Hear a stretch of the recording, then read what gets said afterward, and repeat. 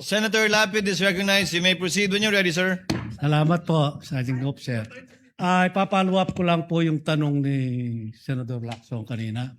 Yung pangalawang deliver nyo sa 125 million, kung linagay nyo sa kaha, sabi nyo binigay nyo yung 80 kay La Chica, kay Kernel, nasaan napunta yung 45 million? Kanino nyo binigay? Sa aming vault pa po yun, Your Honor. Nung kinuha nyo yung 4 na bag sa bangko, nakita ba ni Vice President Sara yun? Binuksan mo sa harap niya? O Ano? hindi na, diniretso mo na kay Kernel La Chica? Pagkuha ko po ng pera sa bangko, inilagay ko sa bag, Your Honor.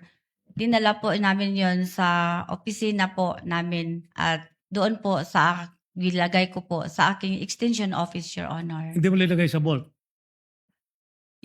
Yung first withdrawal po, Your Honor, yung 2022, hindi na po nailagay sa vault, Hindi, Your yung Honor. pangalawa.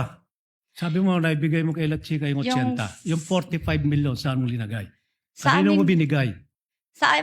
Ginilagay ko po sa aming vault, Your Honor. Then, after po na i-release ko po, yung first release ko na ETM, 80 million plus, after mga 1 month po, Your Honor, nag-submit po sa akin si Security Officer La Chica, Your Honor, ng Fund Utilization Report, Your Honor. At saka, may dala na po din siyang Object of Expenditure, Your Honor, na yun ang binabasihan ko po, Your Honor, ko na i-release ko po yung remaining pera, Your Honor. Yun nga po, at marami rin po nagtatanong, pero hindi ko itatanong kung sino yung piatos, kung anong alias. Sabi nga po ni Senator Risa Ontiveros, may kapangalan siya, may ka-birthday pa siya.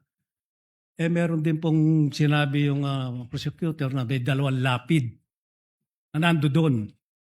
Papasalamat po ako kung totoong lapid yung kamag-anak ko po kasi. Sabi po kasi ng tatay ko, basta lapid kamag-anak ko. Kaya magpapasalamat po ako sa defense at kay La Chica kung nabigyan yung kamag-anak ko. Kung hindi, kung alias yun, paano yung pangalan at apelido namin na inalias nyo lang pala, hindi totoong tao? Your Honor, yung mga documents po na yan ay galing po sa security officer, Your Honor, na si Colonel La Chica, Your Honor, na itinalaga po ni Vice President, Your Honor. Kaya po nag-rely po ako, Your Honor, sa kanya kasi meron po siyang office order, Your Honor, na siya ang security officer, Your Honor, at siya po ang mag-implement ng mga various confidential operation or activities, Your Honor. Ba't yung pinagkatiwala si Colonel La Chica, may nakita ba kayong background niya? Nung siya, active pa siya hanggang ngayon, meron ba siyang intelligence fund sa office niya, na sarili niya? Kasi karamihan ng mayor, local official, military, police, army, navy, may mga intelligence fund po yan. Siya ba meron bang sariling intelligence fund? Hindi ko alam, Your Honor. Hindi mo inalam? Hindi ko alam, Your Honor. Ayun lang po. Maraming salamat.